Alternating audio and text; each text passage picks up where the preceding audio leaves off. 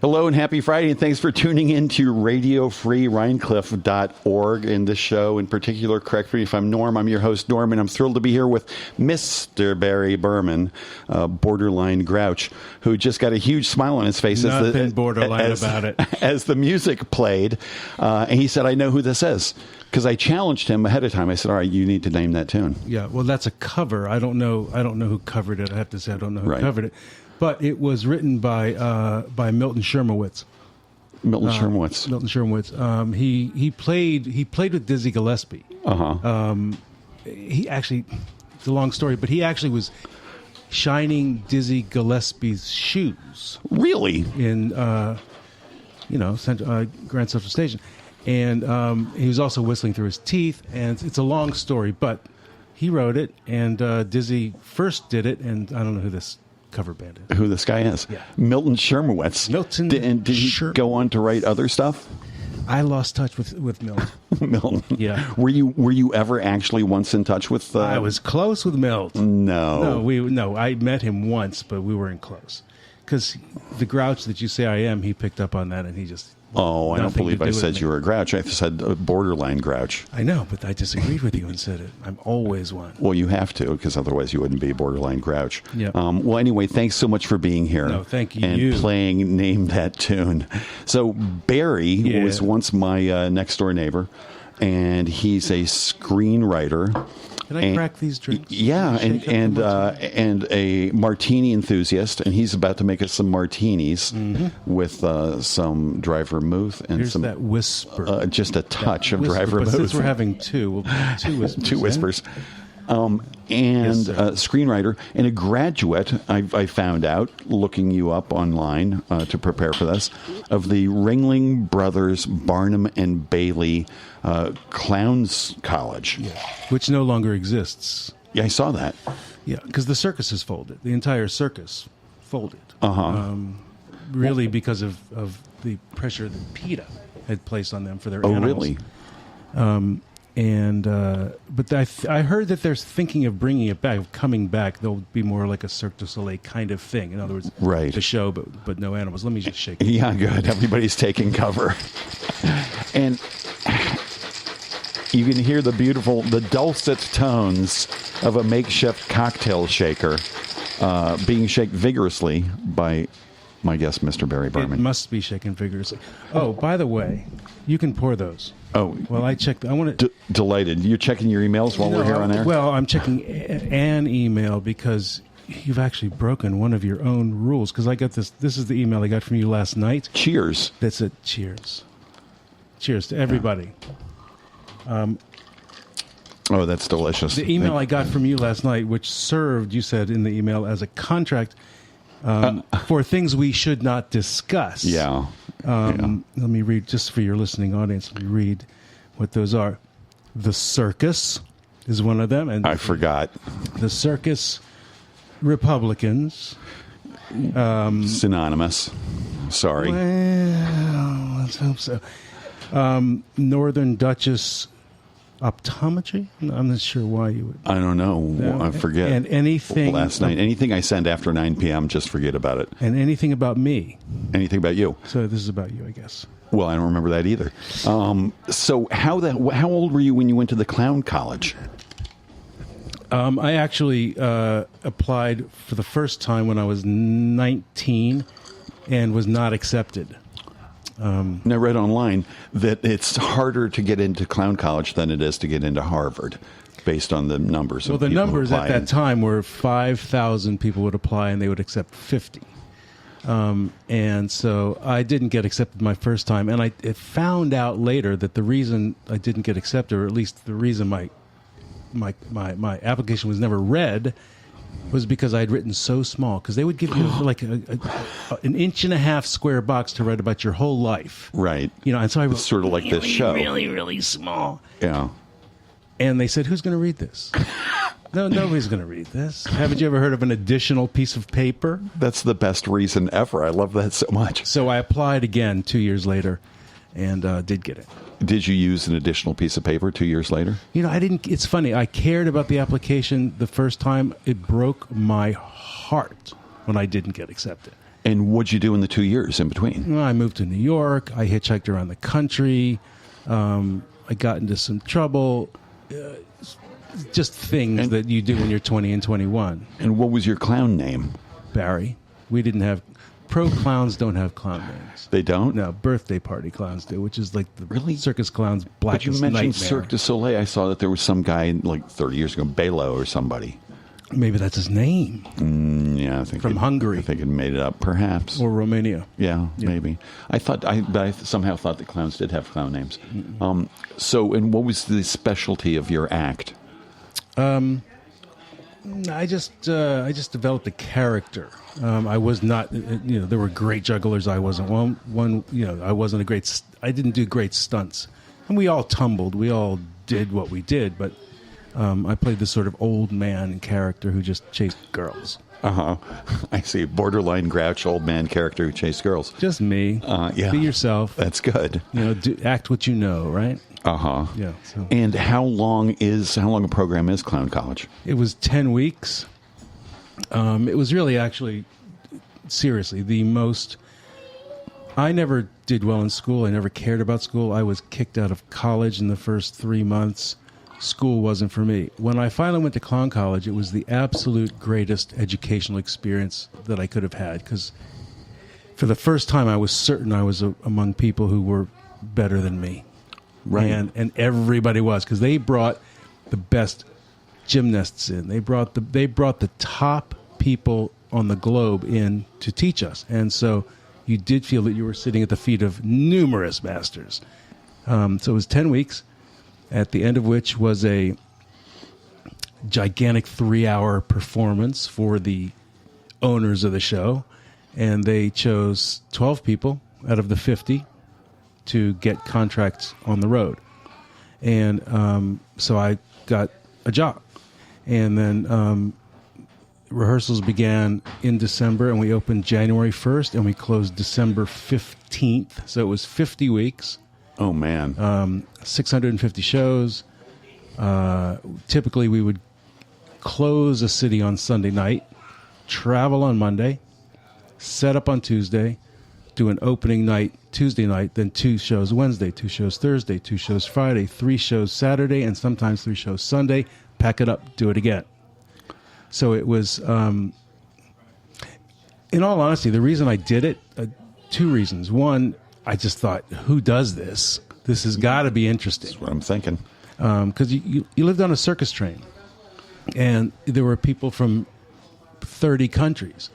And so if you're in the clown car on the circus train and you're going to go visit a friend in the showgirl car, let's say, you got to walk through the Hungarian car, the Mongolian car, the Brazilian car. So you're walking through all these countries. Right. And they all have different smells of the food and different sounds of the music and different chatter going on. So that was interesting to me. So that, but also, and probably the thing that motivated me stronger than that, was I sensed that that's where I would learn how to work, because I knew such a disciplined world that it was.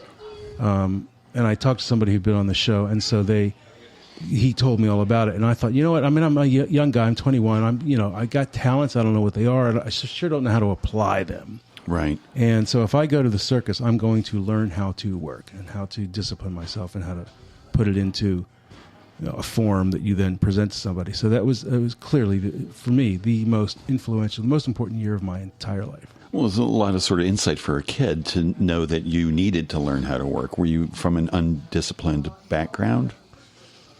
No, I was from a permissive mother. This was the early 70s, right? So my mother wrote me a letter when I was 14 years old. So this would have been 71. And in the letter, she said, basically, I know what's coming for you. I know that, you are about to step out into the world of sex, drugs, and rock and roll. It's a dangerous world. You will experiment. You will have to experiment. I know you will experiment, but I know that you'll basically make it through. So she was basically sort of saying goodbye to the little boy that I was, and knowing that there was going to be a whole lot of who knows what, except she knew the world I was entering, the early 70s world. So she was permissive. She was a genius in her own way. But she was permissive. And so, I didn't feel like I had a whole lot of discipline. I didn't feel like I knew how to focus myself. I didn't have like a father, for instance, who, taught you all the things that good fathers on TV teach you. Right. And did you have a father? Was he around, or was mostly just... I had a father. I mean, we never got along. Mm-hmm. And they were divorced. And back then, to be divorced in 63. Oh boy. That wasn't everybody. Yeah. Like it is now. Right. So he was around, but we were never pals. Right. So how long did you stay with the circus? Just one season, 1 year. 50 weeks. 50 weeks. And how many clowns began the season, and how many clowns finished the season? I forget how many we had. I think we had probably about 20, 22, and not everybody finished. A couple guys literally lost their minds. I mean, because it is a tough world. It's a tough world to be able to manage that sort of workload. Yeah. Away from home. We lived in a room. We lived on the train. The room was smaller than this booth. Right. It was 3 feet by 6 feet. So the door would slide open, and it'd be 6 feet deep, 3 feet wide. The bed would pull down from the wall. The sink would pull down from the wall. There would be a window on the outside of the train, and that was your womb. That was your solace. That's the only place you got to be alone. Right. Other than that, you're working with and showering with and eating with and living with all these other people all day long. So it's very mentally challenging, especially when you're doing the same show. We did 650 shows. The shows were for the clowns, they were 3 hours and 20 minutes long, because we went on 20 minutes before the show started, and the show itself was 3 hours. So it's a grueling schedule. And people, there's people's lives. There's trapeze artists. There's people, you got to be careful what you're doing, right? So it was grueling. And I left only because I sort of felt like I wasn't going to become a lifer. I mean, I wanted to do it for the reasons I wanted to do it, and those reasons got met. Right. In a year. So at some point during this experience or towards the end, did you think, wow, I've really learned how to put my nose to the grindstone? No, I don't think no. That was something I saw in retrospect. I mean, okay. I don't even know that I was so aware at the time that the reason I was going in was to learn how to work. I mean, what I say now at age 64 is sort of combination of memory and what I hope to have been true. I mean, memories are tricky when you get old, because you make them up. You've got your memory, and then you embellish, or you turn it into what you want it to be, and you tell the story 1,000 times. And so I don't know what's really true, but I didn't think, oh my God, great, I've learned how to work. I felt competent for the first time in my life. I felt like I knew how to do something, and therefore I could probably learn how to do something else. And I didn't know what that was going to be. Right. And you could hold your own. You were a professional. Yeah. So where the hell does one go particularly after leaving the circus? Sounds like everything else is going to be kind of a letdown. I made an 8mm film with a friend of mine on the road, a clown. This guy was the greatest. He was like the clown of the clowns. And he and I... what was his name? His name was Peter Petofsky. Uh-huh. And he and I we shared a love of Buster Keaton and Charlie Chaplin. And so we made this film on the road. It was a little stupid little 8mm film, while we're on the road, in between shows, we'd shoot at night, all that kind of stuff. And so I went back to D.C., where I'm from, and edited that movie after the circus. And it's funny because for about a year after the show, every room I walked into, people would go, You smell something? It smells like elephants. I had fallen in elephant shit so much on even my clothes that were clean, it didn't quite get, It smells like elephants. You smelled like the circus for a year or two afterwards. Yes. Anyway, so I went back to D.C. for about 3 months and took a 3-month-long bath. And edited this little film we made, and threw everything in my Volkswagen Bug and drove out to Los Angeles. And how long was the film? Oh, I don't know, 7 minutes. And what was it about? It was a story about a guy like Peter who goes into a Saturday matinee. That's what it was called, a Saturday matinee. And he's watching Charlie Chaplin movies. And he is so inspired. He's so inspired that he sort of starts emulating Chaplin in the theater, gets kicked out of the theater because he's bothering everybody. He's thrown out on the street, and he walks down the street and he sees these gigantic murals painted on the wall of Chaplin, Keaton, Laurel and Hardy, W.C. Fields. Because we found this in Salt Lake City, Utah. And we said, we got to make These murals. We have to just do something with these murals. So Peter just went nuts in front of these murals. Peter was a very physical comedian. I mean, he could flip land on his back. I mean, he was a student of Keaton and Chaplin, and so he went nuts in front of these billboards one night in Salt Lake City, and so we said, okay, we got to make a story out of this now. And so the story was he got kicked out from disturbing the patrons in the Chaplin movie, walked outside, passes these murals, goes nuts in homage to them, tires himself out, falls asleep, wakes up, and he's now in a costume that is befitting Chaplin. Right. And he's sort of been given by the gods, the Chaplin... The little tramp look. The little tramp look, and he goes off into the sunset and happy that he's achieved his dream. I just got goosebumps. That sounds like a lovely short. Yeah, I can't find it. It's funny, I was looking for it the other day, just because I was unpacking a lot of my stuff, and I can't find it. Well, is it still on... It's nowhere. Old film? Well, maybe probably disintegrated anyway. Yeah. Wow. So you loaded that into your 1963 Volkswagen Bug, say? 67, but close. 67. Yeah. I drove out to L.A., and I knew one person there, and I slept on his floor. And there's a movie theater on Santa Monica Boulevard in West L.A. called the New Art. It's still there. And they were having a 8mm film festival. And so I entered the 8mm entered that into it, and then it got shown at the New Art, and then so that was 1981, and that's when I moved to LA, and I stayed there till I moved to Rhinebeck, 2009, 9. So what it shows at the New Art, that must be thrilling. Thrilling, but nothing happened. It's not like anybody goes, "Oh wow, you're a great movie maker." Nothing happened except I got excited that a film Well, that's something to write home about. That was all. Right? Mom must have been proud. Nah, maybe.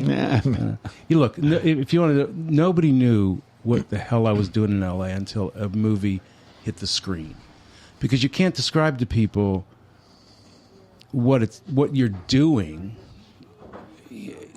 People who don't go into that business don't know what it's like in that business. So I'm trying to write scripts, Mom. I'm writing scripts, Mom. I'm giving scripts to people, Mom, so you can't really describe it. So only when a movie came out and then my name was on it, they were, oh, okay, got it. And what was the first movie that had your name? It was Benny and Joon.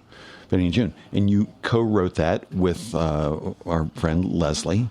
Leslie and I have the story credit on it, and I have the screenplay credit, yes. But she and I had worked on a script before that didn't get made, didn't go anywhere. And we found that we worked beautifully together. And I think I worked with her sort of in the way that a novelist works with a master editor. Uh-huh. I've never written a novel, so I don't know, but... I would write and she would read it, and she just saw into everything that I was writing. So even though I wrote something and I thought, oh, maybe I can get this past you, she'd say, hey, hang on. Hey, what do you mean by that? And she made me think about what I meant by that. And so we worked on the Benny and Joon script together in that way. It took about, I don't know, maybe a year, 15 months.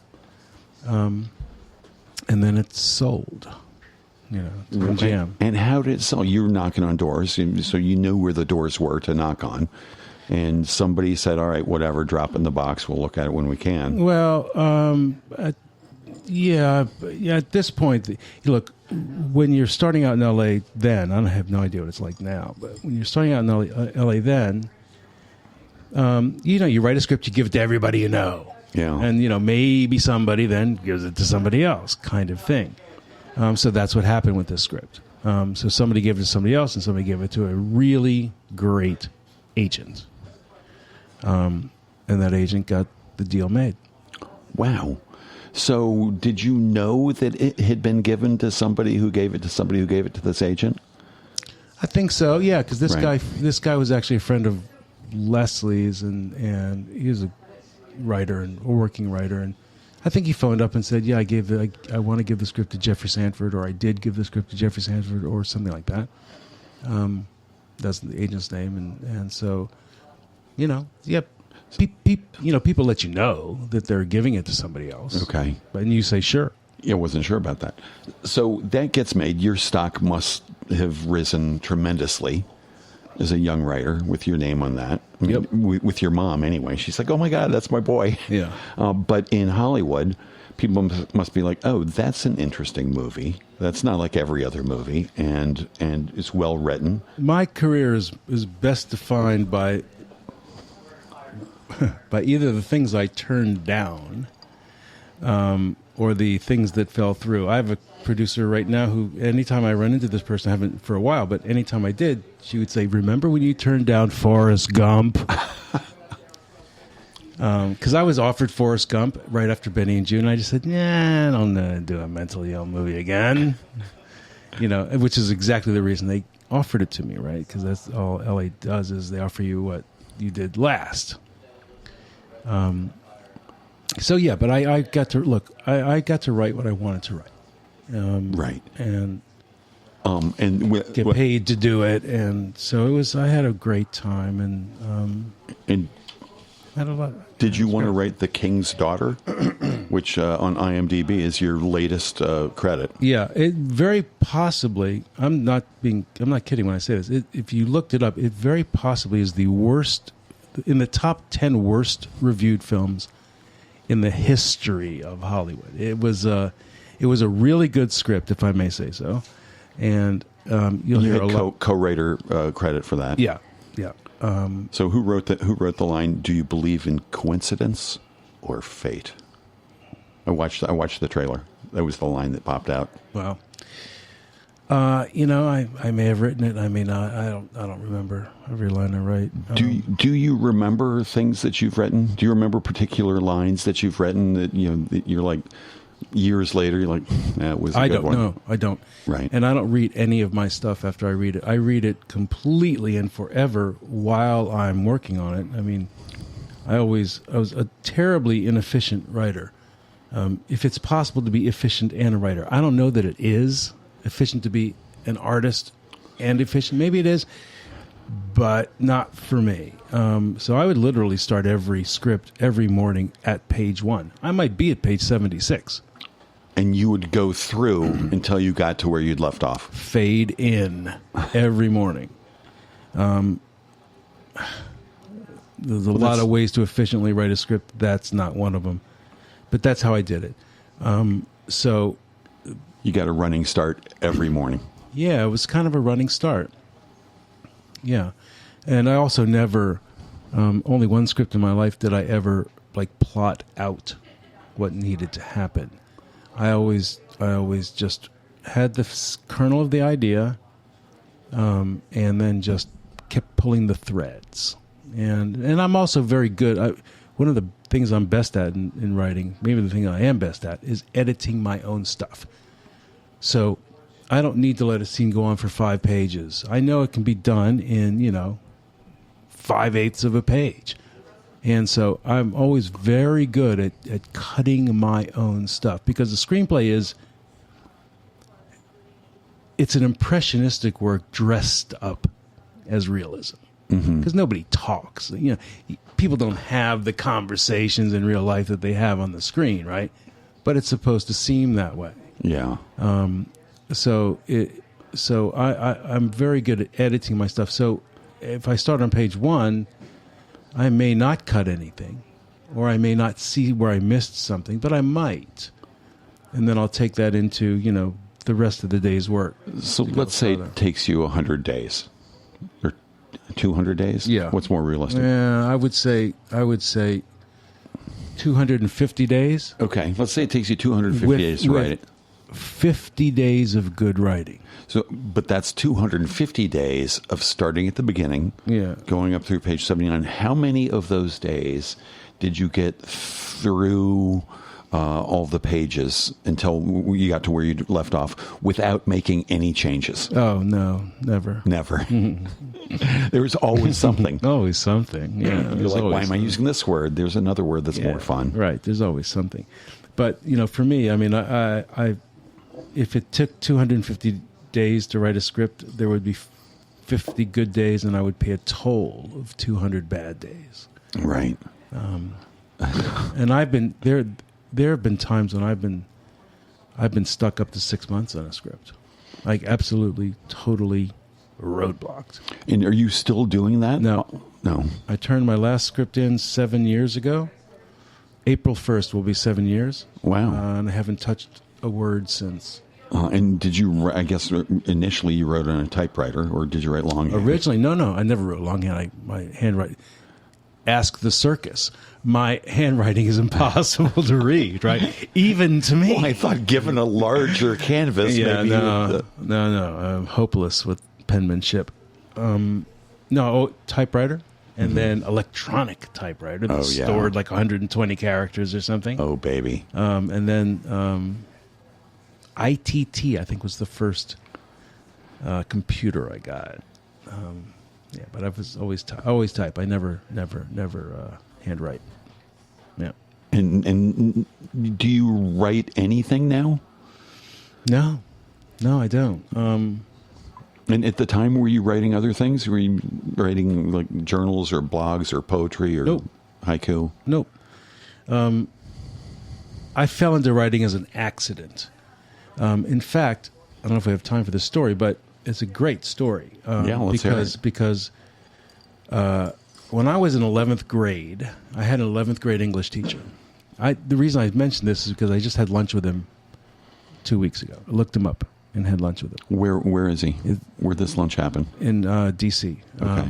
He was a teacher at T.C. Williams High School, Alexandria, Virginia, where I went to high school. And so it was 1974. And he passed out to all the students The Catcher in the Rye. And there was something about this guy that I just liked. I just got a vibe from the him. teacher, what was his name? Patrick Welsh. Hello, Mr. Welsh. And so he passed out the book, and I went up to him after class, and I just put the book down on his desk, and I said, "You know what? I'm not going to read this." He said, "What do you mean?" I said, "I know myself. I'm not a good reader. I don't read well. I'll pretend I read it. I'll find out about other people's book reports, and I'll write you something, and you'll give me a C." And that. I said, "But I'm not going to read it." And this was the brilliance of him. He said, "Do you have a record player?" I said, "Yeah." Next day, he brings me in John Prine's first album. And he says, "Listen to this. Tell me what you think of this." And so in that one move, I eventually read Catcher in the Rye. Fine. But in that one move, he gave me the gift of John Prine, which taught me about words and taught me about turning words into pictures in your mind, because that's what, for me, Prine could do. And I ended up knowing every word Prine wrote. I even ran into Prine in the street one day in L.A., and I told him, I told him the Patrick Welsh story, Nice. And so he gave me the gift of believing that words, just turning them to pictures in your mind. So when I went to L.A., I was never going to be a writer. I'm not a writer. I'm not a reader. I'm not a writer. Nothing. But, things happen and you fall into this. And then I wrote this script with this one other person. And we sold the script, our very first script we sold. But then we broke up as a team. Movie never got made. And then I got another job. And that's where I met Leslie and her then partner, Lear, business partner, Lear. They hired me to write a script. And then at that point, I don't know what I was, 27. and I had $10,000 in the bank, which to me was a fortune. And I said to myself, what is this writing thing? What is this? So I stopped thinking about screenplays. And I just said, let me just learn how to write. So I sat down with my typewriter and my thesaurus, and I wrote short stories and a little play and this and that, just to learn a bit how to write, how to string words together. And then the idea for Benny and Joon came up, and then so that's when Leslie and I got together and wrote that. And I wrote that. I forget what I was. The point of that. I don't know what it was, because the martini is. It's a lovely martini. Yeah. Well, that's just fucking amazing. And what did John Prine say when you stopped him on the sidewalk? No, he laughed actually, and I had to remind him, because I had spoken to him on the phone a few years before that, because when I was on the show, in the circus, became friends with this guy in L.A. because we played L.A. and he was a film editor, and he was pals with John Prine, and so. I don't know how it happened, but I was talking to this guy on the road. His name was Marty Sadoff. I don't even know why the fuck I remember his name. But he was a film editor, and so I called Marty from somewhere on the road. For some reason, he said, guess who I'm sitting here with? And he puts John Prine on the phone. Oh, my God. And so, I get to just gush, right. To John Prine. And then so years later, on Melrose Avenue, I run into him. I tell him the Patrick Welsh story, remind him the Marty Sadoff story, and that was he appreciates it. I mean, everybody. I was in a deli once in L.A. With two film producers who they had met every famous person on planet Earth, and we're sitting in this deli, and over there's Joni Mitchell, and they became like schoolgirls. Oh, we can't. I said, go tell them how much you love her. They have met every famous person, right? But they couldn't go up and tell Joni. I said, look, just go up, and just everybody wants to hear that somebody likes their work. Absolutely. So finally, they just went up and they just said, we love your work. It was really great. And Joni Mitchell, of course, was gracious. By the way, I saw Joni Mitchell in a Whole Foods market in L.A. once. This was after that. And I have never seen a person with a more full grocery basket in your... She's like like a rocket science, like an engineer. I guess she came down from the mountain, right, to like do her monthly shopping. And for the canyon. That basket, it was absolutely, it had like $9,000 worth of food in it, and it was all perfectly packed. And I mean, it's amazing. I love that. Such a delightfully random story. As good as any of her songs, it was like how she packed that cart. Shit, hilarious. Well, so who? People who have a lot of experience with celebrity.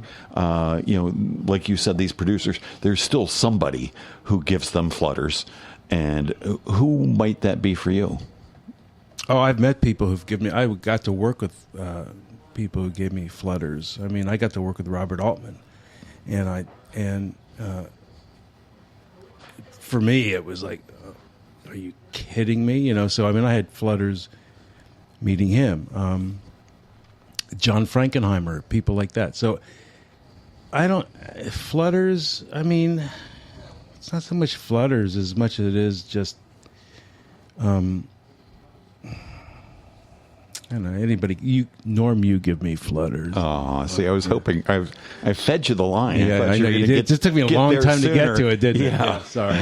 All right, you don't remember stuff you've written. What about what are some of your favorite John Prine lyrics? Grandpa's on the front porch staring at a rake, wondering if his marriage was a terrible mistake. It's a great line. You see the picture. Yeah. You see the guy. Very evocative. You know what he's wearing. Yeah. You know he's leaning on the rail. You know he's just looking over the rail, through the post, and he's seeing out his rake is laying there, and he's wondering about his life. I mean, that's what Prine could do. Yeah. And what other lyricists or authors, novelists, whatever, do you really, really love? Tom Robbins was huge for me. As a just in the few books I read. I was at a cocktail party once in L.A., and I was standing with a bunch of people around. I didn't know them, and somebody posed the question, "How many books have you read in your life?" One person says, I don't know, 3,000. The other one says, 2,500. The other one says 5,000. It comes to me, and I say 30. They say 30,000. I said no, like 30. Yeah, maybe. And I most of those I read twice. It's really sort of like 15. So, I'm not I haven't. It's the biggest regret of my life, I think, truly, that I'm not better read. But Tom Robbins was impactful for me. Paul Simon's not so much of a lyricist as just a hell of a songwriter. I mean, my God. His Graceland and Rhythm of the Saints album even followed Graceland.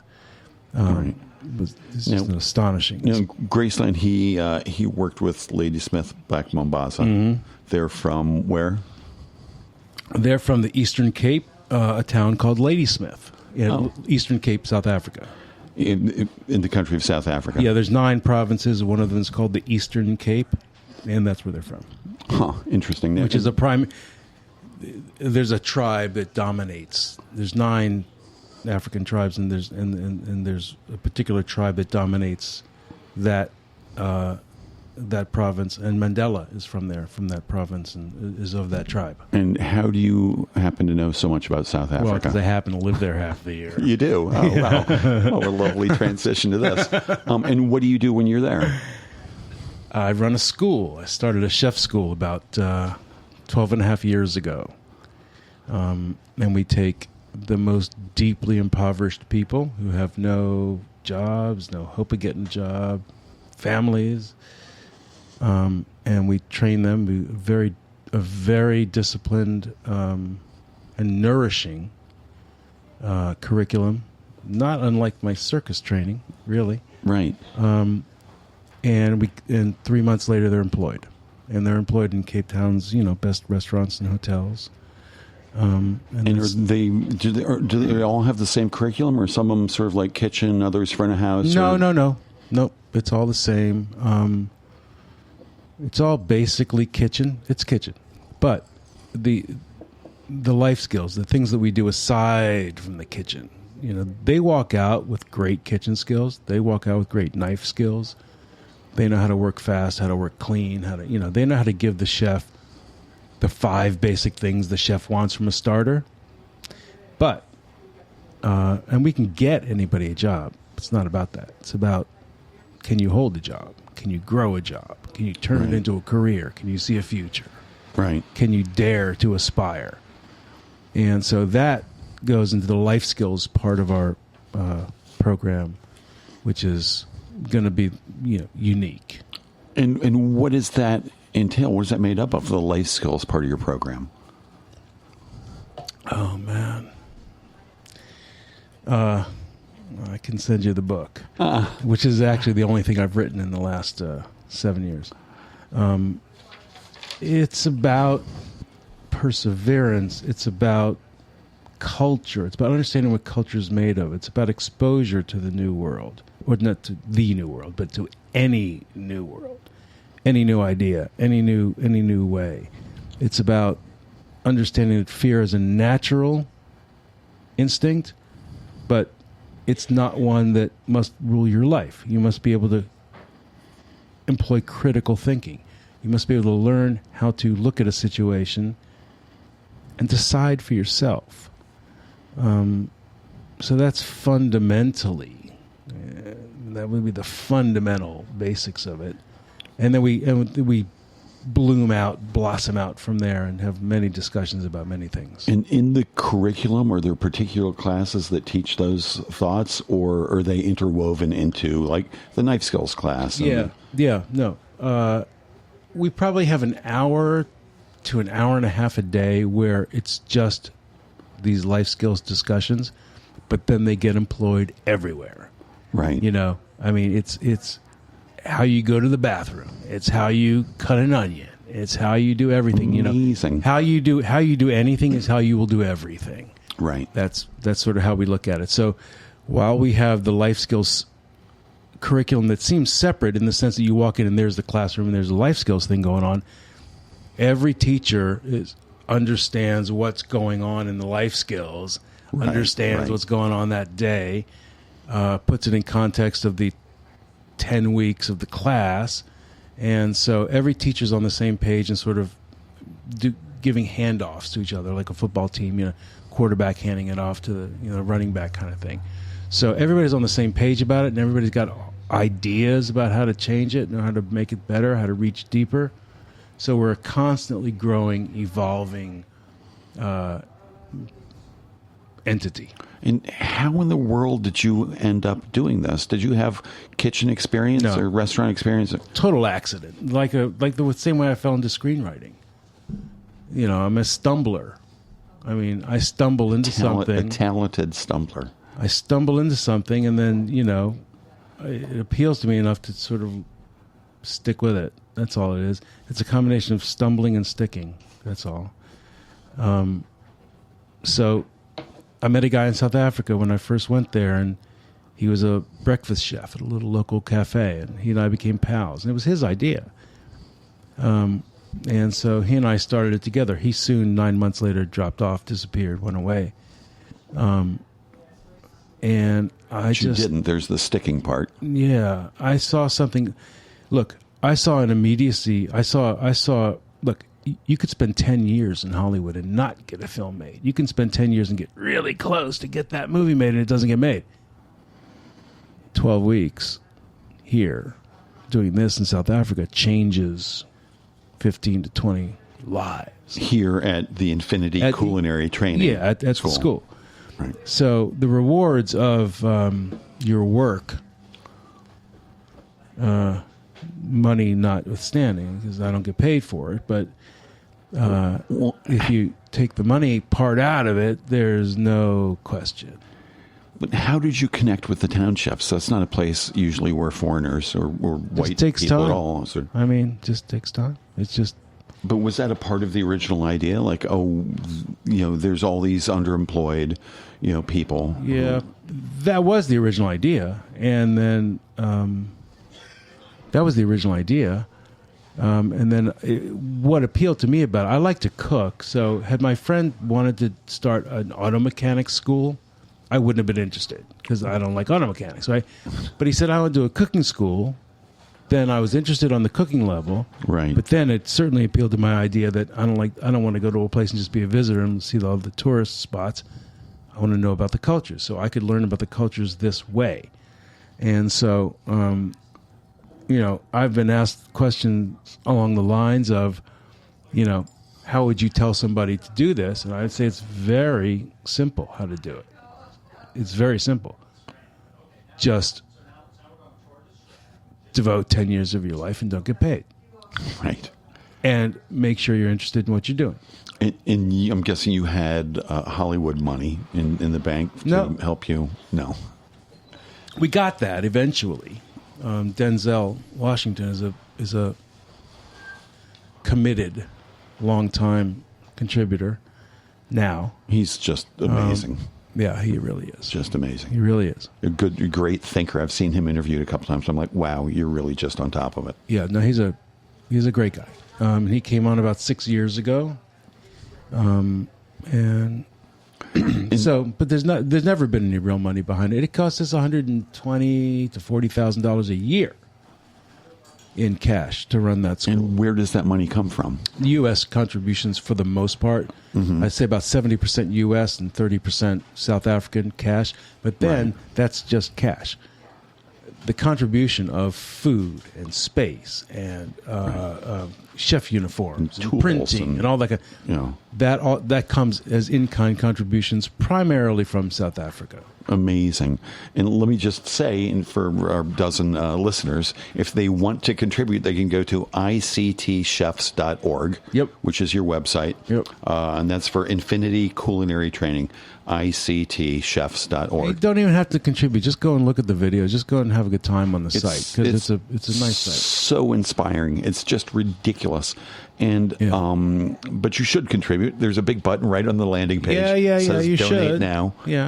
So don't listen to the founder. Listen to me. I know, I'm a terrible fundraiser. Well, how many years has this been going on? In September of this year, we'll celebrate our 13th birthday. And how many classes per year? You said 10-week program? We are starting, as I'm leaving on Sunday, and we will be choosing next week our 37th class. Prior to COVID, when we first started, we did 3 classes a year of 12 people each. We grew, built up, and then prior to COVID, we were doing 4 classes a year of 20 to 22 people each. Now, that's what we can handle, but because this is sort of the first year that we're testing out, the new COVID world, we're going to do about half that many people. We'll do about 45 this year. Okay. Because Cape Town is a gigantic tourist industry. And so until tourism comes back to Cape Town, I don't think we can pump 80 people into the market. Right. Gotcha. Until that happens. And so during the pandemic, what did y'all do? You pivoted somehow and we did. We did. I have to admit, I think that our adjustment to the pandemic was maybe the greatest thing we've ever done. I mean, it turned out to be a gift. It gave us, for the first time at that time, 11 years, time to think. Because this thing is like a bullet that shoots out of the gun at the beginning of each year, and that doesn't hit its target till Christmas. Never any time to think. Look, this world is a place where we've had people come into class with blood on their chef's jackets because they've been stabbed on their way to class. I mean, it's a tough world that our students live in, and we have not stopped. We've just gone like a bullet. So COVID gave us a time to stop and think and look and reevaluate everything. Look into every corner of the organization. And, if you can say we're doing 80% of this stuff right, cool. Now let's look at the 20% that we're not. And let's spend the next 2 years looking at the 20% we're not. And let's see what we can do. So we did that during this year. We ran several experimental classes. Very small number of students, but they were graduates. So the people who I knew. And we ran a number of experimental classes that were about business and entrepreneurship and not cooking, but more philosophy, and just I wanted to see how we could expand, how much I could push these folks who, if you're black and you're South African and you have a high school education, you might be what we recognize as 4th or 5th grade. Mm-hmm. So they need remedial math. English is everybody's second or third language. They're people who are dying for a chance, they'll put everything they have into it, and they do. So we experimented with these classes during COVID, and then we also, during COVID, went to our number one South African sponsor, this place called Woolworths, which is not the Woolworths we know in the U.S. at all, just coincidence, the name. And they're our food sponsor, and they give us a lot of other things too. And I said to them, not my idea, it was my number 2, her name is Melinda, she's our director of operations, and she said, when COVID hit, we have to help feed people. People are starving. I didn't really want to do that because, not that I don't want to help starving people, but it turns our philosophy upside down. It's not giving a man a fish. We don't give a man a fish. Right. We teach, so now she's saying, let's give out a bunch of fish. Right. And so desperate times call for desperate measures, I suppose. So during COVID, we went to our sponsor and said, how about giving out some fish? And they said, sure. And so we're up to 1.4 million meals that we've... The fish came into your kitchen, and I'm guessing the students prepared the fish and packaged the fish and took it out in the streets and gave it to people. I mean, we have 12, 13, 14... graduates working in this program, and we push out 15 to 20,000 fresh meals a week, cooked meals a week, that get distributed throughout Cape Town, and that's going to an ongoing adventure, and it's not going to stop. Right. And so we should be at about 2 million meals by our amazing. So you birthday. You ramped it up. We ramped it up, and we also redid our entire curriculum, hired new teachers, did a total renovation. Right. And we're starting, I'm flying on Sunday, and we're starting. Amazing. And so those students who are there, preparing all these meals, taking them out, passing them out, they're learning this also. I mean, you talk about integrating philosophy. Yeah. Well, the philosophy of like helping others. And so they're getting a big taste of that as well, which is a wonderful thing. And it's interesting to watch people who don't have anything give to people who have even less. Right. Well, I'm just going to sit with that for a second. So much of what you say is really so beautiful and moving. And thank you again for being here. Where you're dedicated to this idea of helping others, and you've been doing this for a number of years through Infinity Culinary Training. And where did that come from in you? The desire to do that? I don't know. Right, because you don't make it sound like it really came from your upbringing. No, I mean, I don't know.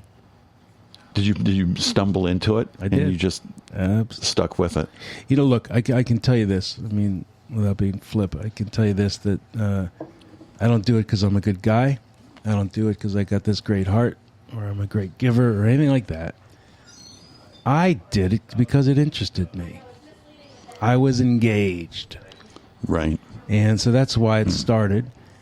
And then the fact that I saw these people's lives change just engaged me further. So I started it because it was just interesting. Right. And then I continued it because it not only was interesting, but I saw that it really worked and helped people. So, I don't know. I mean, well, that's a great reason, and it's interesting to hear. It's my reason. It's a reason. It seemed cool, and then it got cooler, and so I sort of stuck with it. Yeah. And I mean, I've had the most.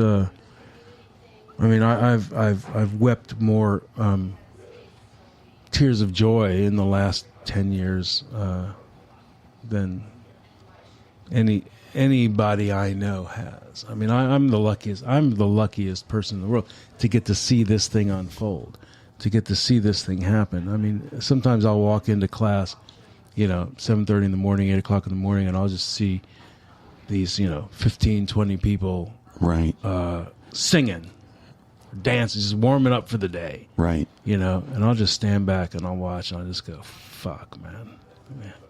How lucky am I to be able to watch this happen? Well, that's just... Watch these people just take... It's like they're in a boat, and the boat turns over, and they're expecting the water to be freezing cold, but the water is, 84 degrees. Right. And they just go, shit, man, okay, I can swim. Yeah. I think I can swim. Even if I can't, I can float. I can float until I can tread, and I can tread till I can swim, and okay... I can do this. I'm not leaving here. That's sort of what happens there. Right. And does the school or do you keep in touch with many of the graduates? 100%. We are. I mean, I live on my phone. I have WhatsApp conversations, with people I've known for now, graduates of 10 years ago, 11 years ago. I mean, all the time. All the time. We make it a point to stay in touch with everybody that we can. Right. And which part of the process really strikes you on that deep emotional level that makes you, as you say, weep? I mean, it's just seeing people try. And what I know that they aren't sure of is that there's a reward for them at the end. Right. So I see them struggle, and I can sort of placate their fears by saying, hang in there. The water's 86. Hang in there. Oh. Hang in there. Just hang in there. So what moves me is just seeing people who've never really been given an opportunity and don't even understand the word opportunity. They don't understand what it is to aspire. We grew up in the United States thinking, we can do anything we want. Right. And, they don't even get that idea. Right. And so this school brings to them that idea for the first time very often. And it's a stunning thing to see people going, shit, I guess I can do something. And then they get the support to do it, and they feel great. They feel great. And then there's the graduations, and their families come, and their friends come, and everybody's dancing and crying and weeping and shaking. And yeah. And if you're listening at home, go to the website, ictchefs.org, because there's video of some of these graduations. Yeah. And they just look like the most joyous affairs. Yeah, that's there just, you are beaming in the background. That just happens, I mean, we don't fool. All we do with those videos is we shoot what's happening. Yeah, that's all we do. We just put the camera on what's going on. Nothing more. Well, it's a beautiful thing. So let me just pivot slightly. You talked about weeping. What movies touch you on that level as well? If any. There's a 20-minute YouTube video that I just saw. My friend Guy Lawson, you know him, sent it to me a few days ago. It's a New York Times. They sort of do this video series directed by a guy named, I forget his first name, Lightfoot. Anyway, there's this video, and her name is Lucia Harris. If you were to Google New York Times video, Lucia, Lusia Harris, woman basketball player. Just Google that. You'll find it. I mean, I have watched this video 6 times. I mean, I can't. It's just she just breaks your heart. City Lights by Chaplin is one of my favorite movies of all time. The Florida Project, a bunch of 2 or 3 years ago, was a stunning picture for me. So it sounds sort of all over the lot. As a rule, is there some movie thing that gets you every time? No, I wouldn't say that. I think that I just like to. I probably like to cry. I think I like to be moved. If I get tears in my eyes, then it's time well spent. Really? Yeah. And does that happen almost every day? No, God, no. You wish. I do wish. I do wish. Yeah, no, it happens. Well, I'll tell you what. It happens more in Cape Town when I'm at that school than I could ever have thought. Very quickly. I don't know if you got time. I will tell you very quickly. We had one student whose one night her entire family was murdered. She decided to come to the school the next morning, not leave the school, but to pursue the school. I walked in. I saw the entire class huddled around her. They were singing. They were just humming. They were just sort of being together until it was time for class to start. Class then started. I talked to her. I said, look, anything you want. If you want to go home, if you want us to bring your family here, the remaining ones, whatever you need, we'll take. No, I'm good. I'm take care of it. I spent 9 years trying to get into this school. I'm here now. I'm going to pursue it. This has happened last night. 20 minutes after that, I see her over in the corner with a friend, with a classmate, and they're laughing about something. And that moment, them laughing about that, brought tears to my eyes because I thought the resilience of somebody who wants to do something more than anything in the world. And that's what we provide there at the school, is the opportunity for that. Here's your space. And that moved me. So I get to see that more than most anybody I know. Well, that's just spectacular. What a thing. That's amazing. And now we're out of time. All right. Barry Berman, I'm so really Thanks, just Norm. honored that you were here. I'm in awe of what you've done with your life and what you're doing now with ICTchefs.org. It's Infinity Culinary Training. Your tagline, I want to say, improving lives through cooking, which is nice because it sort of sums up what you do. And I just want to say one more time, go to ICTchefs.org, hit the donate now button, and Barry, safe trip. Bon voyage. Thank Going you, back sir. Sunday. Yeah, man. Thanks. Everybody have a happy Friday. Good night.